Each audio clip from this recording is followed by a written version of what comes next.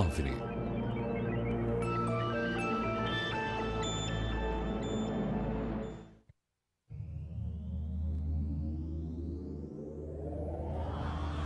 UFO.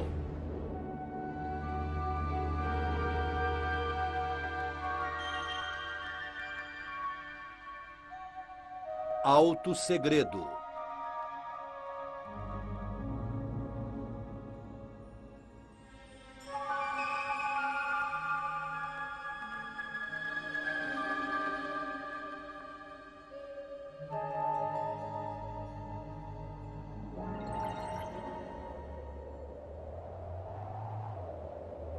UFO é a abreviatura em inglês de objeto voador não identificado. Não estão aqui? Não estão. Mas atenção, muitos são identificados como fenômenos naturais, aviões experimentais e outra coisa. A nós o que interessa é a pergunta principal. Serão os UFOs realmente inteligentes? Ou melhor, serão dirigidos por alguém que não é da Terra? Pergunta aparentemente tola, mas ouçamos alguns depoimentos. Eu estava sobrevoando uma região muito conhecida e não tinha nada de especial lá. Por um momento, a minha atenção se voltou para uma coisa estranha, que estava destacada na direção do horizonte, em cima da floresta. Não conseguia definir o que era, considerando também a distância de onde eu me encontrava.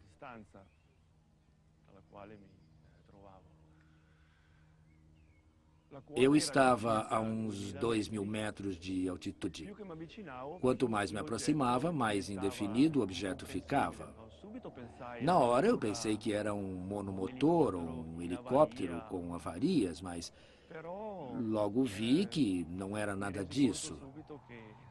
Ele girava em torno de si mesmo, refletia uma luz fortíssima e seu formato era um pouco indefinido.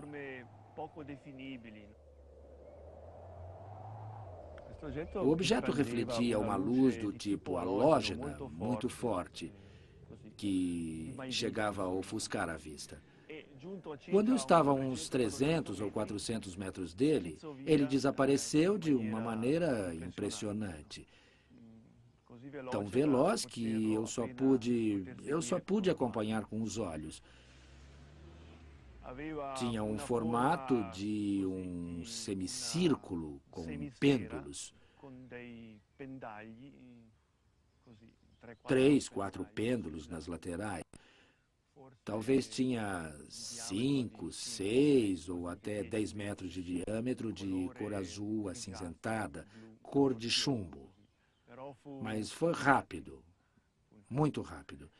E desapareceu na outra parte do horizonte sem fazer nenhum ruído. Não deixou nenhum rastro e não deixou nenhuma fumaça. Foi uma experiência que eu não gostaria de passar de novo. Eu tinha resolvido não contar isso para ninguém, porque essas visões e coisas do gênero ninguém conta, não é? De tardezinha, quando eu voltei para casa, eu não falei nada para os meus familiares. Mas, quando eu fui mais tarde ao restaurante, eu encontrei um amigo que faz voo livre. E ele disse que me viu sobrevoar a uma certa hora, numa certa região, insistindo e afirmando que eu devia com certeza ter observado qualquer coisa diferente.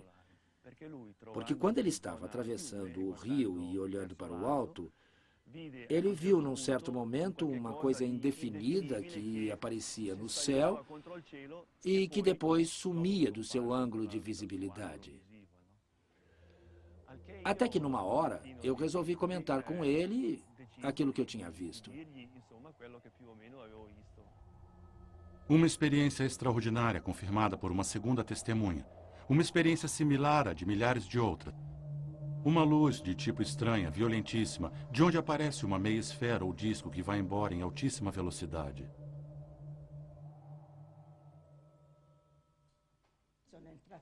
Eu tinha entrado no banheiro e a persiana estava um pouco aberta e iluminada.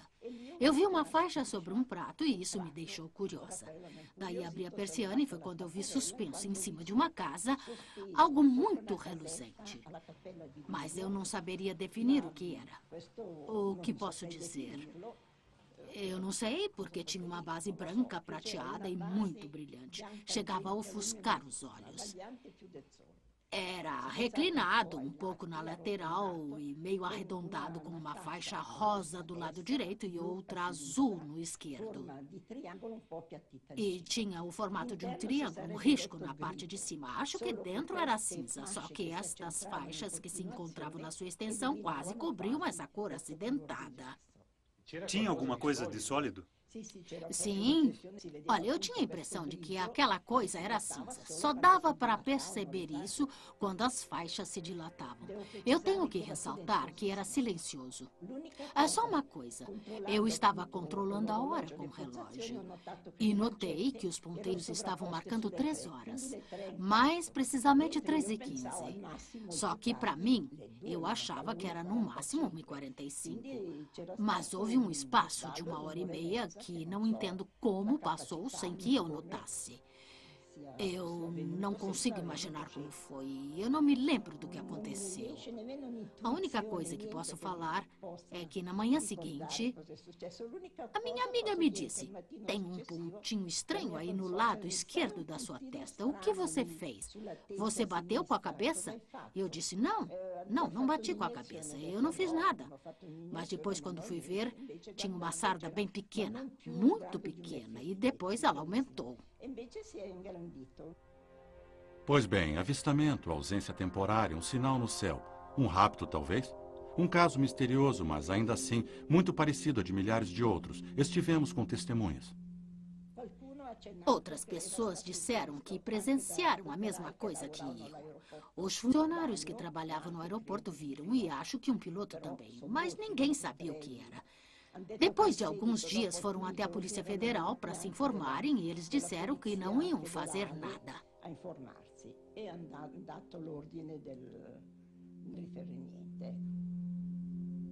Sobre o tema de rapto seguido de cirurgias médicas, estão surgindo recentes estudos de cientistas que parecem confirmar esses fatos.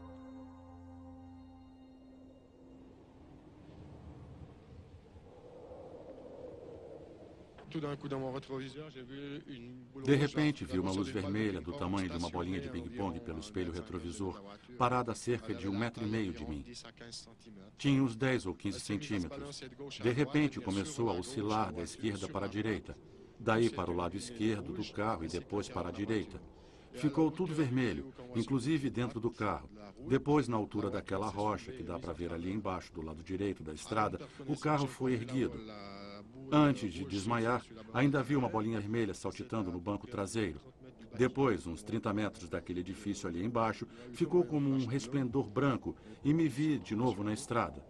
Um caso raro de teletransporte de testemunha juntamente com o carro. Não se sabe de nenhum outro na América do Sul ou nos Estados Unidos. Eram 22h30 mais ou menos. 3 raios amarelos estavam suspensos, uns 10 centímetros acima da floresta. Faiscaram por uns 15 ou 20 minutos. Estavam imóveis. Eu entrei direto na floresta para ver o que era aquilo. Para mim parecia uma astronave, mesmo sem ter a forma com aqueles 3 raios amarelos em cima. Chegando perto daquela árvore, decidi subir para poder ver melhor. Subi pela inclinação e, quando cheguei lá em cima, fiquei cara a cara com uma enorme meia esfera de luzes e cuja base devia medir de 10 a 15 metros. Me aproximei e o meu corpo começou a tremer. Diante de mim estava um UFO. Ele produzia um som grave e ficava vibrando como um transformador. Num certo ponto me choquei contra um muro de luzes. Era como se eu estivesse andando junto a um muro de cimento. Me aproximei 3, 4 vezes e sempre me chocava contra aquele muro. Depois de 15, 20 minutos, o UFO decolou como um helicóptero. Partiu sem fazer nenhum barulho. Só dava para ouvir um leve assobio. Nem 5 minutos depois, 2 Mirage da Força Aérea Suíça sobrevoaram a área. A barreira de luzes é citada por muitas testemunhas.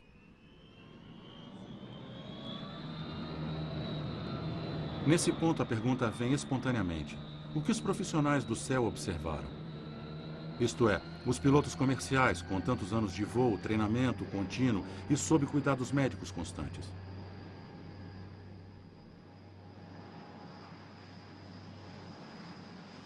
Eu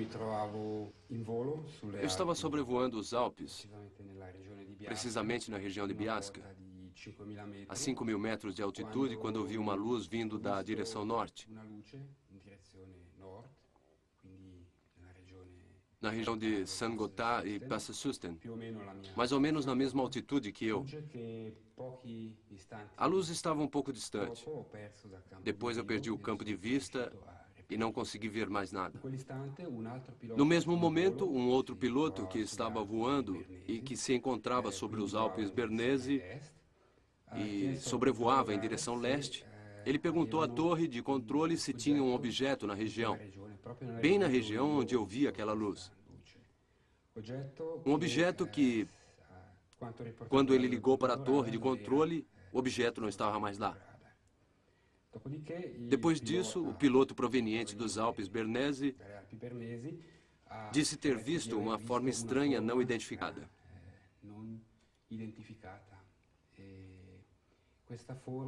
Essa forma se encontrava na mesma região que eu vi aquela luz. Não conseguimos explicar o que era. Eu tive a oportunidade de falar com esse piloto que disse ter visto um objeto que parecia extremamente grande, bem afilado, cerca de 3 metros de comprimento e 1 metro de altura. Mas não parecia um transporte aéreo. Não parecia nem um avião pequeno, de nenhuma companhia. Com toda a sua experiência, não poderia também se tratar de um meteorito? Não, porque o meteorito estaria em movimento e aquela luz estava praticamente parada e depois desapareceu de repente. O radar de terra provavelmente não captou o objeto porque estava parado e não em movimento como um avião. Além disso, tratava-se de uma enorme luz branca grande como 4 jumbos, disse o piloto. Parada no céu e que depois se foi. Segundo os 2 pilotos, não era um avião, nem um fenômeno meteorológico.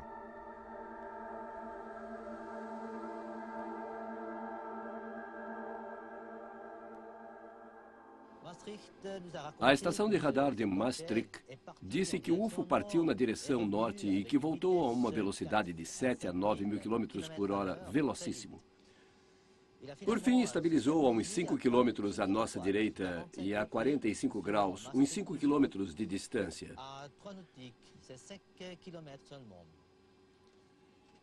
Colocamos os fones de ouvido. Olhamos para a direita e, de repente, surgiu um fulgor imenso à nossa frente. Nunca vi uma luz como aquela, muito rápida e intensa. Não havia nenhum sinal no rádio, nada de nada. Maastricht disse que o objeto ficou parado um minutinho à nossa direita e que depois partiu velocíssimo para o sul.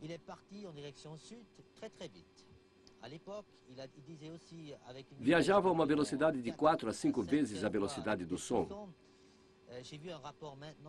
Li mais tarde o relatório do controle de radar. Depois de uma nova verificação, escreveu que a velocidade era provavelmente o dobro, cerca de 10 mil a 12 mil quilômetros por hora.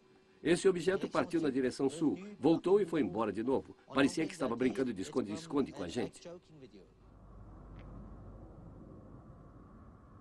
O UFO era enorme, rapidíssimo. Voava a 10, 12 mil quilômetros por hora. Foi visto pelo radar e parecia brincar com o piloto do avião. Um avião militar experimental, com certeza, não se comportaria assim. E como explicar ainda sobre a experiência de um outro piloto da Swissair, com base em seu depoimento?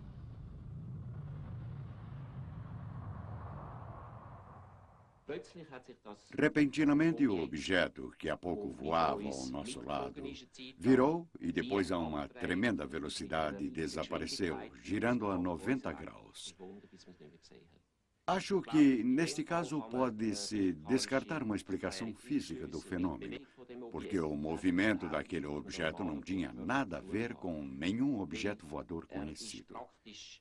Ele estava praticamente suspenso no ar, na nossa frente, e depois se distanciou numa velocidade altíssima e girando a 90 graus com referência à nossa rota. Nenhum objeto voador conhecido pode fazer uma coisa dessas.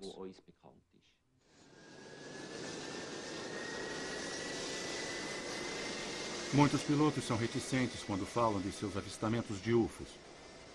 Para não serem ridicularizados e pela frequência e proibição da companhia aérea, os pilotos militares estão sempre vinculados ao segredo. Olhamos e vimos uma estrela, pelo menos acreditamos que era uma estrela cadente. Mas de repente percebi que não podia ser por causa da velocidade. Subia docemente no horizonte, oscilava um pouco para a esquerda e um pouco para a direita e para a esquerda. O excepcional era aquela luz que subia rapidamente, depois voltava para a posição inicial e tudo em menos de 30 segundos. Isso não é normal. Falou sobre isso com pilotos militares? Sim, falei com alguns pilotos americanos no Alasca. Eles disseram que tem acontecido muita coisa naqueles lados, mas que não tinham permissão para falar sobre isso. Então, segundo você e os pilotos americanos, são muitas coisas. Então, eles viram coisas desse tipo, mas não podem falar? Ah, sim, sim. O testemunho deles é de confiança? Eles são confiáveis? Claro que sim. Um caso impressionante e documentado apresentado pela TV Nippon é a de um Boeing 707 japonês em voo sobre o Alasca. Às 17 horas do dia 17 de novembro de 1986, o comandante Terushi, durante o voo Paris-Tóquio, notou duas luzes vermelhas se aproximando.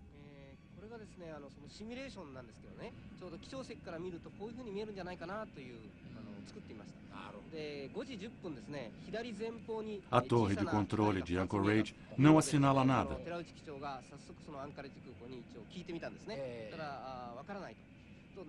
As luzes se aproximam.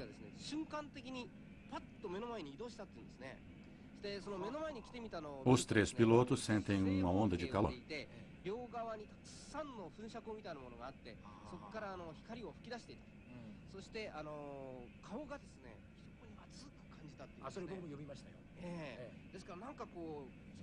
Depois as luzes desaparecem. Em seguida, duas luzes brancas ficam emparelhadas. O radar de bordo acusa um objeto bem próximo.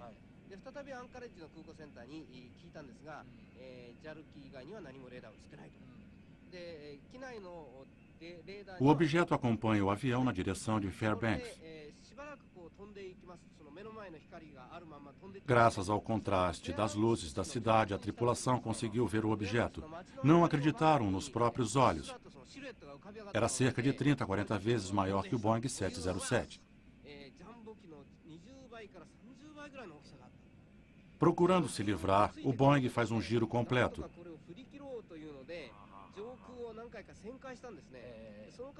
A torre de controle pergunta aos pilotos se querem ajuda de um caça. Não, talvez seja muito perigoso, respondem os pilotos. Um Boeing da El Al deve agora entrar naquela área.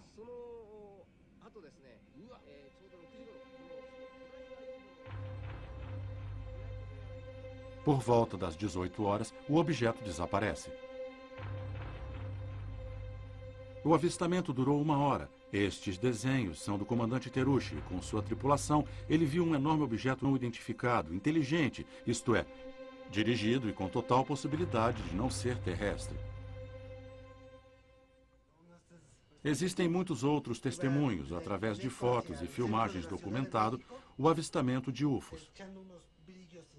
Chegam de todas as partes do mundo. Vamos mostrar agora alguns vídeos feitos no México pelo grupo Os Vigilantes, que tem uma centena de associados. Somos um grupo de amigos dos 4 ângulos da cidade do México. Estamos sempre com uma câmera de vídeo no nosso trabalho, na escola. Dessa forma, Tão logo apareça um UFO, nós já filmamos.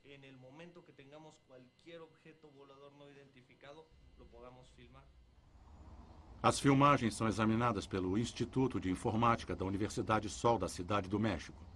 Portanto, temos uma universidade cuidando oficialmente do tema UFO, caso bastante raro. Os métodos de análise usados são de vanguarda.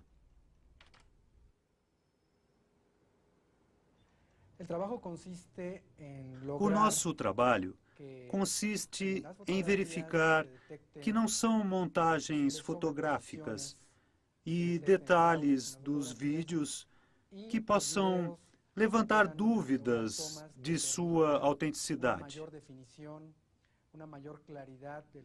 Além dos exames em computadores, vamos verificar também em campo, entrevistando testemunhas, avaliando a credibilidade deles.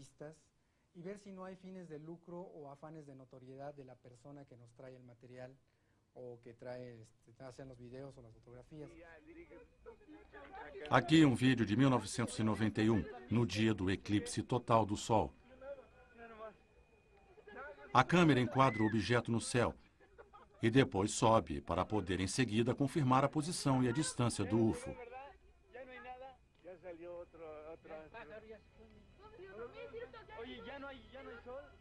Aqui o objeto na moviola. É como um peão que gira rapidamente sobre si mesmo.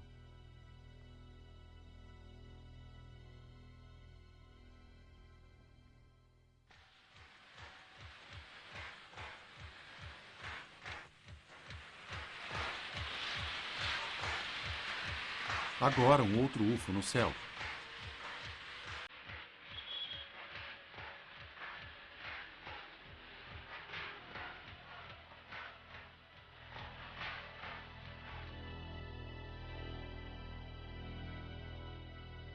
Vamos revelá-lo na moviola. São imagens estonteantes.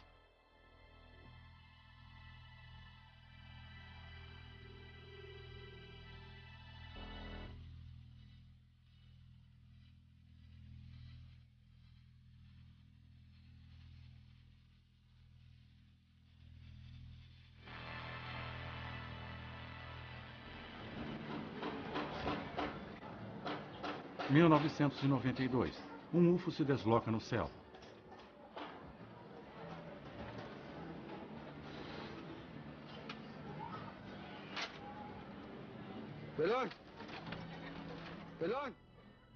Agora enquadrado num plano mais próximo.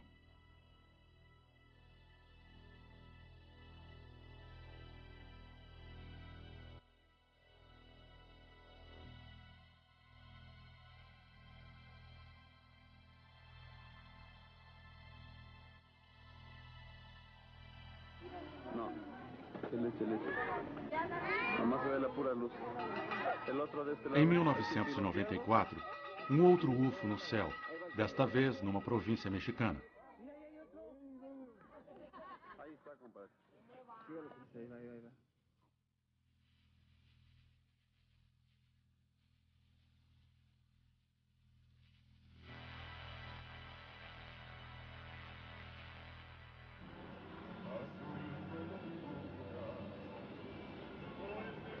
Os UFOs, algumas vezes, se apresentam em formações numerosas, como neste avistamento de 1994.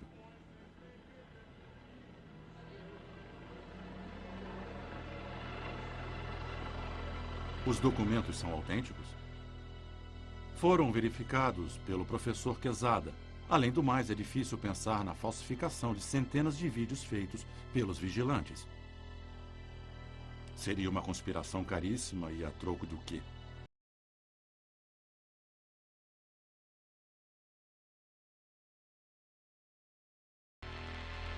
Contudo, são fotos como estas, famosas, tiradas em 1950 por Paul Trent, um camponês do Oregon, e autenticadas pelo laboratório da Força Aérea dos Estados Unidos.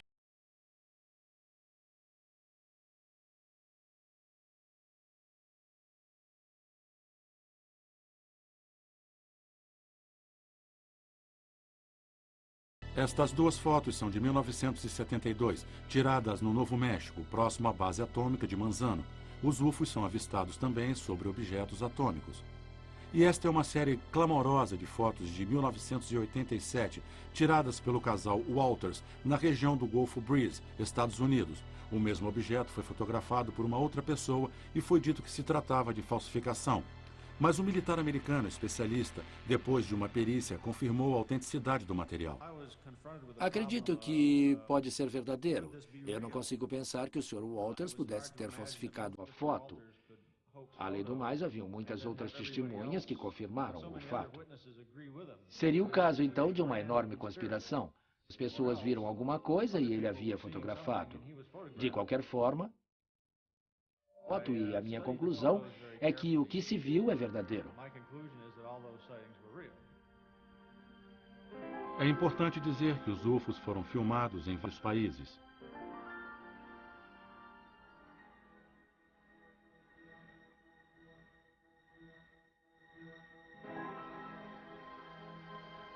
E também são vários tipos de UFOs. Aqui estão alguns exemplos.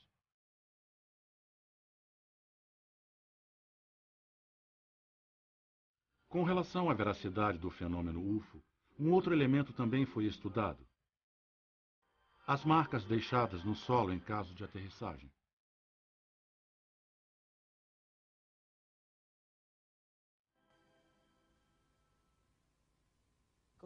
Como analisamos esses rastros e o que encontramos? Duas coisas muito importantes. Primeiro, o terreno não estava queimado como pensavam no começo e como toda a historiografia da ufologia diz.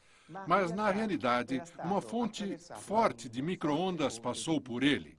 Micro-ondas com uma intensidade superior a 50 milhões de volts, como de um forno industrial. Como podem imaginar, a potência desta máquina e que depois mudou completamente a cristalinidade do terreno. Pela primeira vez, conseguimos reproduzir o fenômeno no laboratório e medi-lo. Galileu ficaria feliz com isso, porque Galileu costumava dizer: é preciso medir os fenômenos em laboratório. Portanto, nenhum doutor do mundo pode dizer que nós temos uma prova falsa em mãos. Alguns UFOs liberam uma substância esbranquiçada. As análises dão resultados desconcertantes. Por exemplo, só precisamos nos lembrar da análise que foi feita com o magnésio em Ubatuba, no Brasil, em 1957. Passou um objeto voador não identificado que deixou cair coisas, e tais coisas foram analisadas e descobriram que tinha magnésio. Mas magnésio de que tipo? Magnésio mais pesado do que o nosso. Um magnésio que leva no seu núcleo uma partícula a mais, portanto, pesava mais. Muito bem, temos que saber que magnésio desse tipo pode vir do espaço, de outra região do espaço que não é nem do nosso sistema solar. E aí, em 67, o mesmo tipo de magnésio, em Lille, na França, foi analisado no laboratório químico francês e lá também foi encontrado outro caso do mesmo magnésio mais pesado. Magnésio que não possuía defeitos, que seria extraterrestre, que não era do planeta Terra. A minha conclusão é simples. Apesar dessas provas, obviamente, há outras naturezas químicas muito importantes na história, digamos, da pesquisa ufológica. Hoje temos certeza que o fenômeno é exógeno ao planeta Terra, ou seja, vem de fora. A extraterritorialidade não é da nossa competência, não sabemos produzir isso. O que as autoridades dizem com respeito aos UFOs? Negaram por muitos anos o ridicularizado tema, mas esse comportamento está parcialmente mudado. Vimos um grande objeto no céu que não pudemos identificar. Tinha uns faróis muito fortes na direção do chão. Na Bélgica, em 1989 e 90, aconteceram numerosos avistamentos de UFOs por cerca de 2.000 civis e numerosos policiais. Era um objeto de forma triangular, com 3 luzes no alto e uma no centro, que voava a baixíssima altura sobre as casas e sem nenhum som.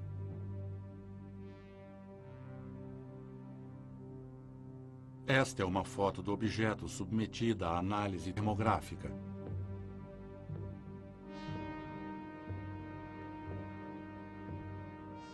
E esta é a reprodução filmada.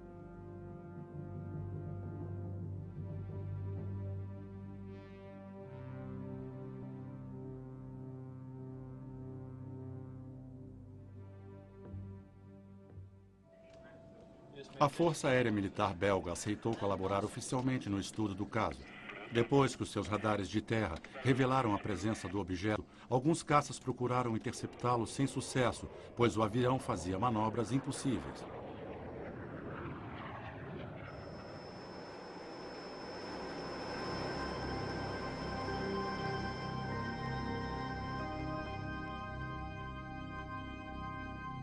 Poderia ser um avião experimental como o Stealth, o avião invisível?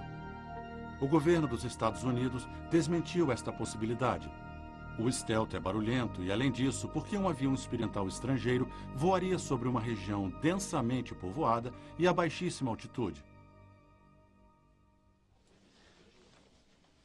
Um acontecimento histórico.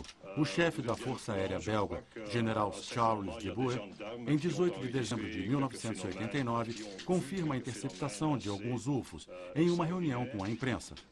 Et à ce moment-là, la station radar de Glon, qui se trouve donc entre Tongres et Liège, a été contactée plusieurs fois pour demander s'ils avaient des observations au radar aussi. Em uma nota afirma, não existem indícios de periculosidade. O mistério sobre a sua procedência permanece, mas o fenômeno existe, é verdadeiro. Algumas pessoas dizem que o UFO visto na Bélgica lembra muito o avistado pela senhora Bisozeiro, em Tiziano, e também os filmados em Puebla, no México. Outra confirmação oficial. Em 1958, o presidente do Brasil, Juscelino Kubitschek, declarou que uma nave militar brasileira tinha avistado e fotografado um disco voador.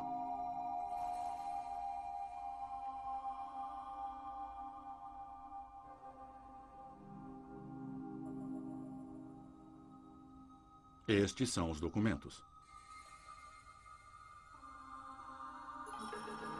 A Espanha liberou recentemente alguns documentos que confirmam o avistamento de UFOs, como em junho de 1976 sobre as Ilhas Canárias, quando centenas de pessoas viram uma grande luz branca que emitia raios.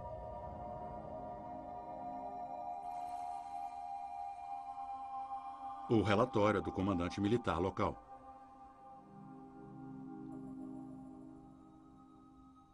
Mas tem muito mais.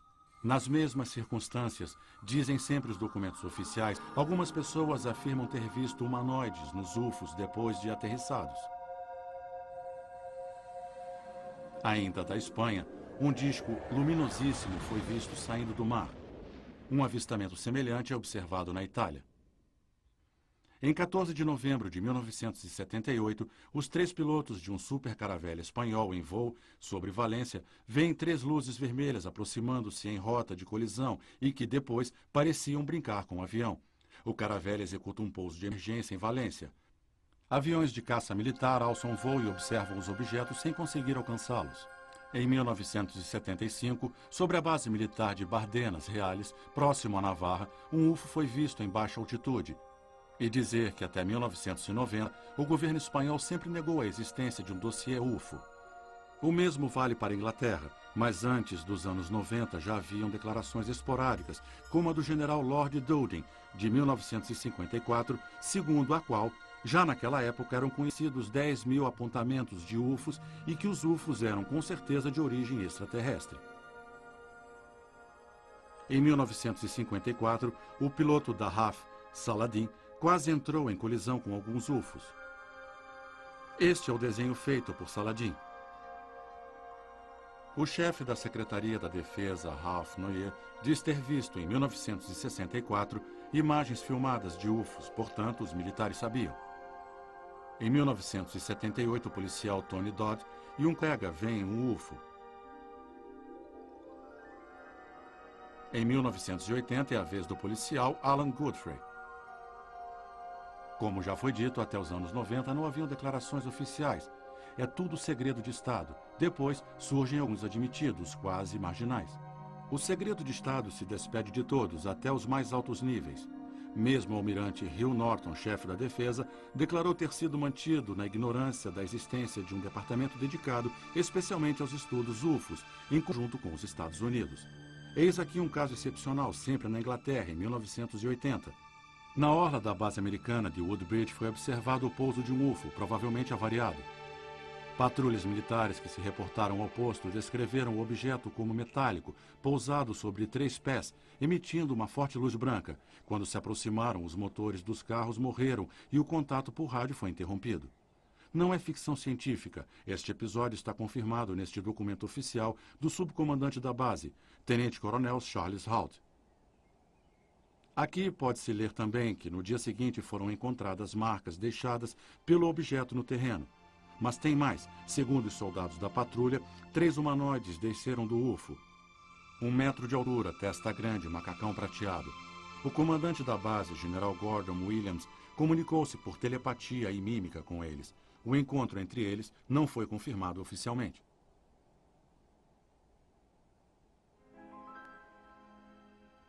França. Em fevereiro de 1974, o então ministro da Defesa, Robert Galli, declarou em uma entrevista que a França estudava os UFOs há 20 anos e citou alguns casos.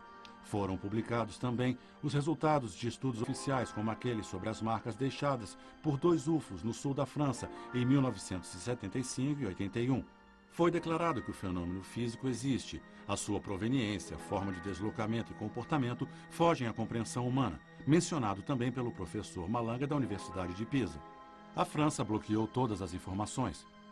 A Itália também, a partir de 78, começou a dar notícias sobre suas atividades no campo dos UFOs. Estes são os avistamentos nos anos 80.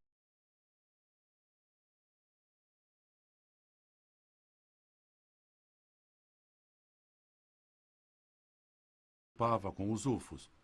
Mas a partir dos anos 90, o Departamento Militar liberou o acesso às informações anteriores, contendo muitos avistamentos civis e militares.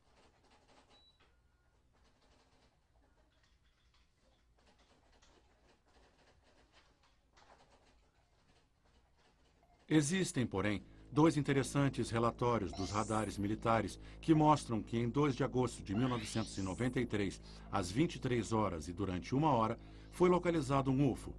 Não poderia ser um meteorito, eles não caem em zigue-zague, e nem um bando de pássaros, não são tão velozes. Em junho de 93, o radar localizou os rastros de um UFO que se deslocava não horizontalmente, mas verticalmente, com mudanças de altitude de 5.550 metros a 8.500 metros em poucos minutos. Não era um helicóptero, com certeza. O objeto conseguia passar de 8.000 a 20.000 metros em pouquíssimos instantes. Os operadores dos radares e da Força Aérea não sabem o que dizer. E nunca mais se manifestaram sobre esta foto, que mostra um UFO sendo sobrevoado por um Mirage do Exército, foto autenticada por computadores.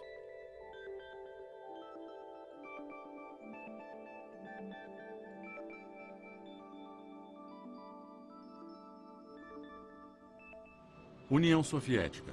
Em 1990, pouco depois do avistamento na Bélgica, o chefe Igor Maltsev, chefe supremo da Força Aérea Soviética, admite oficialmente a existência de UFOs inteligentes e não terrestres.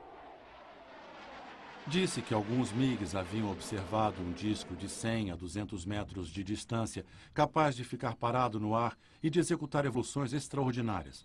Outros generais soviéticos afirmaram depois que desmenti-lo seria pura insensatez.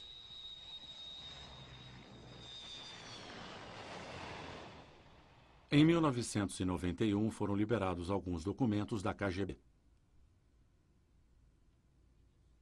Neste lê-se que, em 1989, um UFO ficou sobre a base atômica de Kasputin Yar durante 2 horas e que, com um raio, parecia inspecionar a instalação.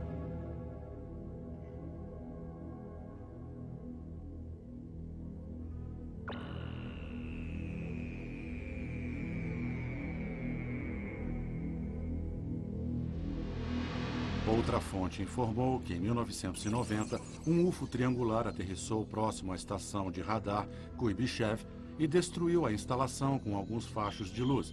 O objeto permaneceu na região por 1h30. Em 1984, um UFO foi visto sobre uma base de mísseis na Ucrânia. Não foi possível fazer nada. Depois que o UFO se foi, verificamos que o sistema eletrônico de direção dos mísseis estava inoperante.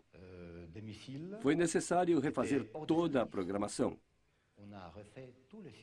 O interessante é que o mesmo fato se passou nos Estados Unidos. Para eles também apareceu um UFO sobre uma base atômica e aconteceu a mesma coisa. Em 1989, ano da queda do Muro de Berlim, a agência oficial TASS noticia pela primeira vez a aterrissagem de UFO em Voronezh. Algumas crianças e numerosos adultos são testemunhas. Provavelmente este fato deu crédito às declarações feitas por outros países. Do UFO pousado em Voronezh saíram, diz a TASS, alguns humanoides e robôs. Este fato se repetiu por 3 vezes. As testemunhas foram interrogadas por peritos ocidentais e julgados verossímeis. A presença de substâncias não terrestres. O disco tinha a forma de um ovo, 15 metros de altura, 5 a 6 metros de comprimento. De acordo com as marcas, devia pesar 11 toneladas no mínimo. Os humanoides eram enormes, 3 a 4 metros de altura. Mesmo nos Estados Unidos, o tema UFO é top secret.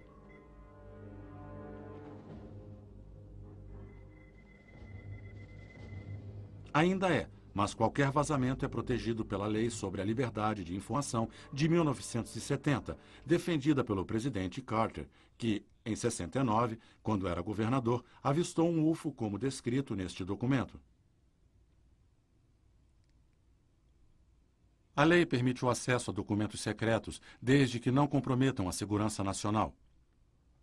Como veremos, mesmo assim foram feitas revelações importantíssimas. Além disso, alguns veteranos militares contaram as suas próprias experiências. Alguns deles enfrentaram numerosas dificuldades.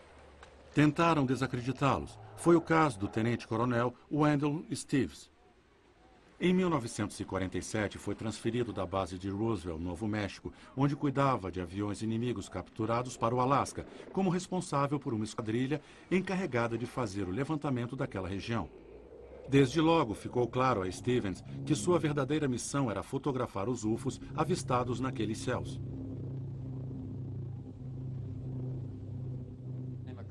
A nossa tripulação conta ter visto um objeto em forma de disco parado sobre a imensidão de gelo. Ao se aproximar, o objeto sobrevoou o ar e foi embora. O equipamento necessário para fazer um dos nossos B-29 no Alasca mais volumoso que o próprio B-29, radiador, gerador de eletricidade, unidade de lubrificação e para o carburante. Além disso, eram necessárias horas de trabalho para preparar um B-29 para voar no espaço aéreo do Ártico. E bem ao contrário, estávamos com um objeto pousado no gelo, sem nenhum tipo de material de apoio, que num instante risca o ar, voa sem deixar marca alguma atrás dele. Ora, isso é impossível para nós. Logo depois recebemos um relatório que dizia que havia sido visto um emergir da água, ficar parado sobre a superfície e depois começar a voar em altíssima velocidade. Em outra ocasião, um pousou sobre a água e depois desapareceu. Não fazer nada do gênero. Um outro caso importante aconteceu com o então tenente Graham Bethune durante um voo da Inglaterra aos Estados Unidos a bordo de um cargueiro C-54. Foi em 1951. O episódio foi confirmado por toda a tripulação.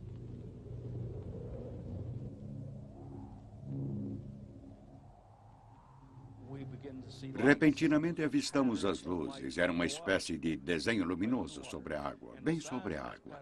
As dimensões daquele desenho luminoso eram deveras assombrosas. Lembrava, na verdade, uma frota de navios, de porta-aviões. Lembrava um anel de luzes. Não sabíamos o que estava acontecendo. Assim, pedimos informações sobre os navios que se encontrariam naquele lugar. Não havia navios naquele lugar. Não era nenhum fenômeno boreal acontecendo. Não estava prevista nenhuma atividade naquela área. Por isso, aquilo que estávamos vendo talvez fosse alguma experiência submarina secreta. Em seguida, vimos uma espécie de auréola, cerca de 45 quilômetros de distância. Num piscar de olhos, estávamos com aquela auréola bem na nossa frente. Não poderia ter percorrido 45 quilômetros tão velozmente assim. Quando abaixamos o avião, procurando passar por baixo, a coisa parou a cerca de 15 graus da proa. Naquele instante, o objeto se encontrava acima do horizonte. Era noite e difícil de enxergar. Mas nós conseguimos ver a cúpula, conseguimos reconhecer a astronave em forma de disco. Conseguimos vislumbrar mais ou menos as dimensões. Depois ficou cerca de 9 quilômetros de nós, diminuiu a velocidade e continuou ao nosso lado por um tempo. Este é o relatório oficial do episódio.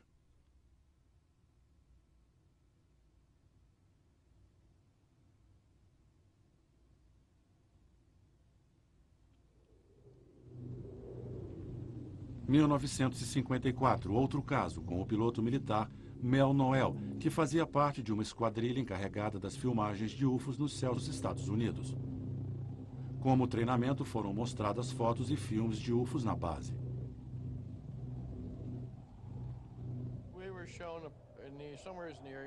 Fizeram com que víssemos cerca de 600 fotos e também um certo número de filmes de avistamentos feitos pelos caças. A esquadrilha logo avistou 5 objetos, no entanto, sem conseguir filmar. 5 dias mais tarde, topamos com os 5 discos de antes, ou outros 5, e recomeçamos a filmar. Uma semana depois, vimos 16. E então começamos a ter sérios problemas psicológicos. Os pilotos tinham pouco mais de 20 anos, estavam indefesos diante dos UFOs. Depois aconteceu uma coisa inacreditável. Eles ouviram pelos fones uma voz que disse, falando em inglês, que tinham vindo em paz e que estavam preocupados com o que o homem estava fazendo. Para os pilotos, aquela voz não era uma alucinação.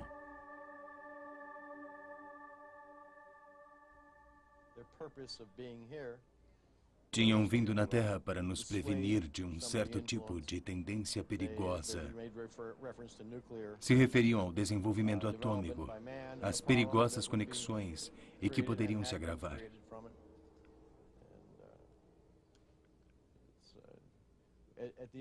Eu tinha 21 anos e fiquei transtornado.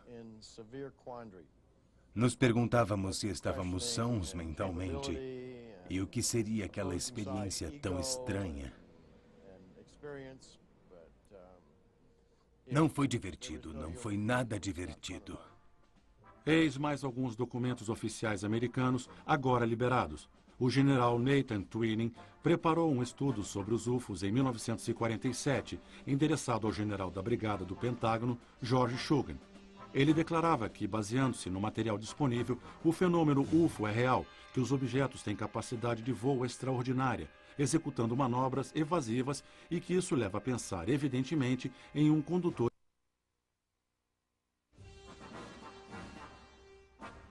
O documento continua. Os objetos são aparentemente metálicos, em forma de disco. Voam, também em formação. Sua origem é obscura. Sua tecnologia é desconhecida. O documento de 1947 só foi feito público graças ao presidente Carter. Uma pergunta principal. Os Estados Unidos estão de posse, talvez, dos restos de discos capturados? Muitas testemunhas não esqueceram que nas proximidades de Roswell, Novo México, em 1947, um ou mais discos foram derrubados devido, talvez, às experiências militares com ondas eletromagnéticas. Mac Brazel, um camponês, recolheu alguns fragmentos estranhos que achou em suas terras e entregou à base aérea de Roswell. Era um material desconhecido e com uma escrita semelhante a hieróglifos. O comandante da base os examinou e, num comunicado à imprensa, declarou: "Conseguimos capturar um UFO." Mas por que, horas depois, o general Ramey, sob ordens do Pentágono, negou a descoberta? Declarou que se tratava dos restos de um balão-sonda meteorológico, embora muitos anos depois tenha sido desmentido por alguns militares, testemunhas diretas do fato. Oficialmente, a versão do balão é sustentada até os dias de hoje. É um episódio bastante discutido. Este documento de 1947, com notas manuscritas por Edgar Hoover, diretor do FBI, diz textualmente: "O FBI deve ter acesso ao UFO descoberto." Então era verdade. Para muitos especialistas, sim. Outra pergunta: os Estados Unidos conseguiram capturar os corpos de alienígenas? Esta é apenas uma reprodução dos possíveis seres criados por Roosevelt. Neste memorando de 1950 de um agente do FBI ao seu diretor Edgar Hoover, lemos que a Força Aérea está de posse de 3 discos voadores com os restos de 3 pequenos humanoides vestidos com um macacão prateado. Este 83 por ordem de um tribunal. Tudo isso foi confirmado em 1983 por esta carta do professor Robert Shabasher, comprometido diretamente com o problema dos UFOs nos anos 40. Shabasher escreveu: o material usado para construir o UFO era leve e resistente. Os humanoides tinham órgãos internos similares aos dos insetos. Então era verdade. Para muitos especialistas, sim, sem dúvida alguma. Mas por que o segredo? Provavelmente porque não queriam assustar o público, porque sabiam que tinham que admitir a própria impotência frente aos UFOs e talvez porque esperavam extrair alguma vantagem tecnológica do material capturado. Seja como for, em 47 teve início uma repentina operação de cobertura. Foram constituídos projetos de estudo com o objeto, consta hoje no documento, de tranquilizar a opinião pública, mas também de ridicularizar e de criar confusão sobre o fenômeno por meio de desinformação. Os projetos são Grudge, Sight e Blue Book. A verdadeira pesquisa se realiza com um sigilo máximo, muito provavelmente no âmbito do projeto Majestic 12 e sob a direção do professor Vannevar Bush. Tudo é desmentido pelas autoridades, mas confirmado por muitos analistas. Estes documentos do Majestic 12 foram entregues anonimamente em 1984 por um pesquisador. É um memorando para o presidente Eisenhower. Aqui está relatado que em 7 de julho de 1947, em Roswell, um UFO foi capturado com alguns humanoides a bordo e que foi dito para a imprensa que se tratava de um balão-sonda meteorológico. É uma mentira, como sustentam muitos. Este documento dos anos 50 o desmente. O engenheiro canadense Wilbert Smith informou ao seu governo que o tema UFO nos Estados Unidos é mais sigiloso que os segredos atômicos e que um grupo dirigido pelo professor Vannevar Bush está encarregado do estudo. É o próprio Majestic 12. Até agora, muitas coisas aconteceram. Em 1978, um UFO teria descido na base de Fort Dix e um alienígena teria saído. Em 93, um UFO teria arruinado o sistema eletrônico do arsenal atômico na base de Manzano, assim como na União Soviética.